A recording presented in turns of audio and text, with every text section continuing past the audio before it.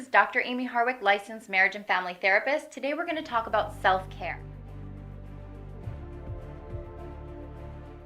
38-year-old Amie Nicole Harwick of Los Angeles was an American writer and marriage and family therapist. Born May 20, 1981 in Sellersville, Pennsylvania, she was the beloved daughter of Tom and Penny Harwick. Amie was raised in Lansdale. She graduated with North Penn High School's class of 1999, and she would go on to get her Master of Arts in Clinical Psychology from Pepperdine University and her Doctorate of Human Sexuality from the Institute for Advanced Study of Human Sexuality. She loved music, especially heavy metal, Tori Amos, Depeche Mode, and Christina Perri.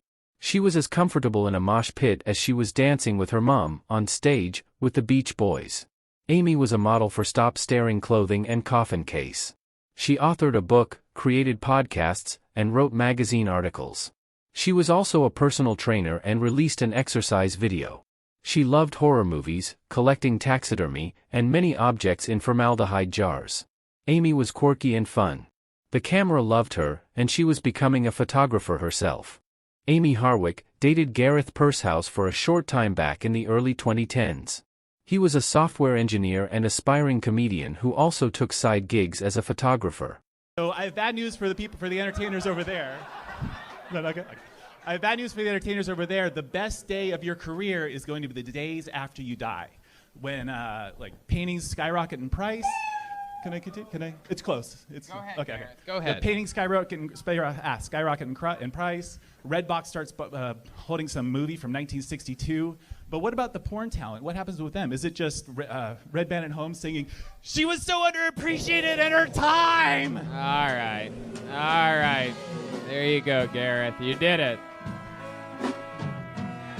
Doing the age-old broken method of trying to roast the people that the audience is here to see. That's good. How do you feel, Gareth? Shaky? Yeah. Is this your first time on a stage? On a real stage, yeah. Yeah. What other kind of stage have you been Like when on? there's like 5 comedians. I wish it was stage 4. Gareth. So you tried to do jokes about us, and that never It wasn't really my original worked. plan. I was just writing normal jokes, and then Right. it kept twisting easily into just stupid roasts, and I figured you guys are roast people, so I thought I'd try it out. How did it go? I don't know. Doesn't sound like good. No, it doesn't, Garrett. No, it doesn't. So you just started stand-up comedy? I've been writing a lot for about 2 or 3 years, but I've barely ever tried to get on actual stage. When you say barely ever, what do you mean? You've done a couple open mics, or this just is your like first? or it's like a couple comedians that try themselves like a year ago, but other than that, nothing. How come? Because it went Busy, like that? Yeah. No. I'd say a mix of the good and bad on the other ones, but Right. What do you do for work? software engineer. Uh-huh. And how old are you? They're 41. Yeah. What do you do? What are your hobbies? What are things about you in your real Things life? I do. I like to build stuff. Like I'm a work with my hands kind of guy, or projects. Always trying to think of like a cool invention, that kind of thing. Or traveling. That's What? What have you come up with? What are some of your inventions? Nothing successful right now. I'm trying to figure out How to have the worst Kill Tony set ever. If you build it. I miss The that. horse of truth has arrived. Like right now, I'm trying to figure out a water conservation project. Let me tell you something. There's no way you're going to be that guy. No? You're not going to. No, I'm kidding. Yeah, just give up on that. Yeah. You're right. No. Get a filter for your washer, or your shower head, so you don't use as much water. That's about it. There you go. Red Band just solved it, everybody. That's exactly how it works. Good Use job. less water. Mm-hmm. Why are you a one-name comedian? Oh, my last name's long, so I just didn't bother. What? Okay. My last name's Pursehouse. It's too long to write. What is it? Pursehouse. Pursehouse? Wow. Too long to write, huh? It's 2 words we all know. Wow. It sounds like a drag club. The drag club. Pursehouse. So that's interesting. You have a girlfriend? No, but I'm here with a way too hot date. Oh, wow. Don't tell Not her. anymore. She's got Pursehouse made many of Amie's friends feel uneasy and found him to be quite vindictive and malicious. She had confided in her best friend the fear she felt over leaving him and how he might react when she did so.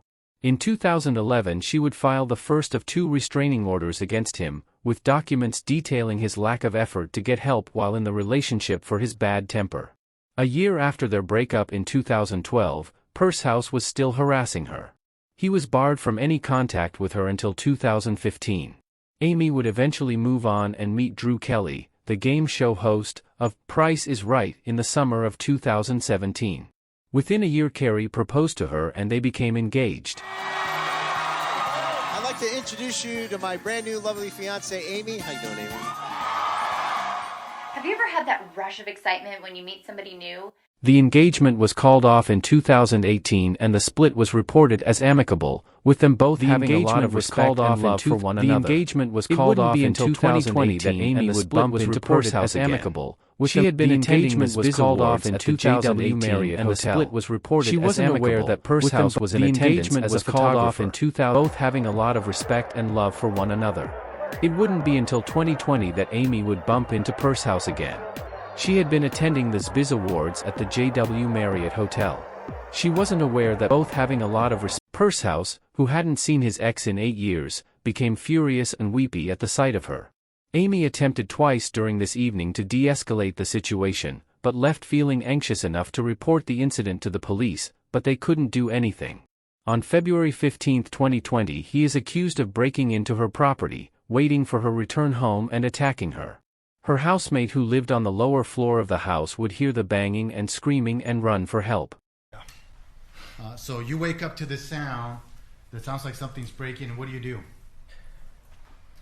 First, I wait and listen, and because I thought Amie dropped a plate, or maybe the cat had knocked the plate over, and then I heard what I thought was Amie cleaning it up and walking over my bedroom.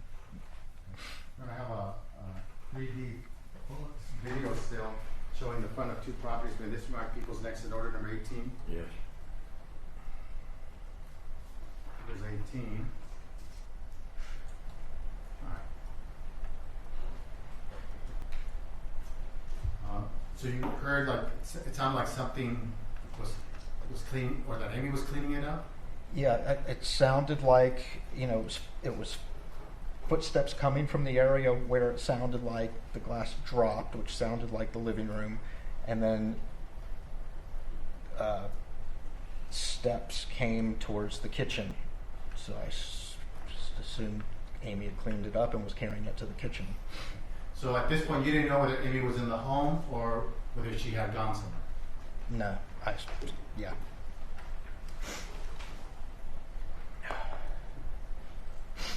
And what happened after that?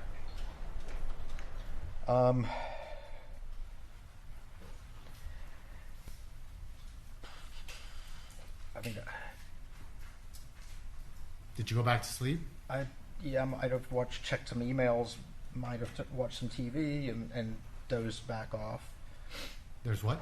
I said I might have watched some more TV, watched some TV, or used the bathroom or got something to eat, and then dozed off eventually. Just trying speculation. It's Right.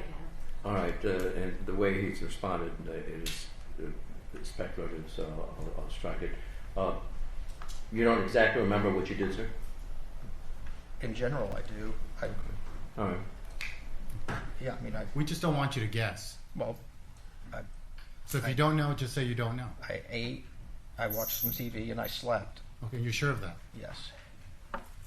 And so after you did that, did something else happen? Did something else happen when I did something cause you to wake up or for you to do something? Well, later that night, I heard what I assumed was Amie screaming.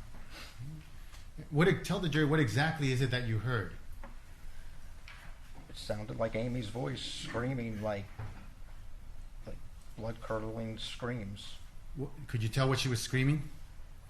It was just loud. It screams. I thought she saw a mouse, literally. Like, as crazy as that sounds, that's like the only time I've heard a girl scream like that. It's like, it was, yeah. What was so distinctive about the way it sounded to you that Amie was screaming? What was so distinctive about it? Well, it threw me because she wasn't being jostled. Like she was screaming from one place. So that's kind of what made me take a little while. I'm like thinking she saw a mouse or something. I'm not, it's not moved. It's not moving, being jostled. That's what threw me. It took a minute to. I don't know how else to describe it. Those blood-curdling screams. It was just. Well, let me ask you this: were you asleep when you first heard the screams, or were you awake when you heard the screams? Oh, I was asleep. So the screams woke you up? Oh, big time, yeah. What do you mean by big time? Well, yeah. I woke up like hard and quick, like adrenaline pumping a little bit.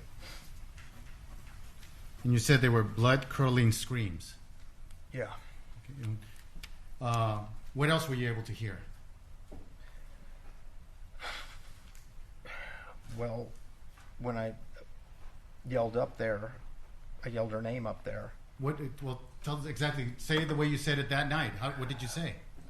Well, it took me a minute to realize there was something really wrong, and I walked to my door and I just yelled up there, Amie, just yelled. Well, how about you yell it the way you yelled it that day?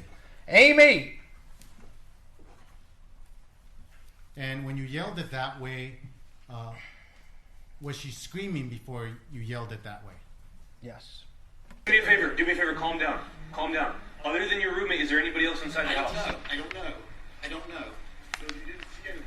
No, I just heard her screaming. Have you called? I threw him to the ground. I've been calling for her. There's windows, nobody's answering, nothing. Yeah, let's get an additional unit. It's not really serious. Yeah, I know, but... I mean, we can if you want. Yeah, but we're going to go in there. Yeah, I know. 615, can I get an additional unit? I have my keys in there. Is there requesting additional unit 208 Mount Street? So you were essentially locked out? Yes. I can hop the fence, but my keys were left in the house. I was in the middle of sleep. So why is this? Why can't we get in here? Because it's locked. Because she came home and listen, sir. You need to relax a little bit so that we can get all the information, okay? Okay. So how are you planning on getting back in here? I don't know.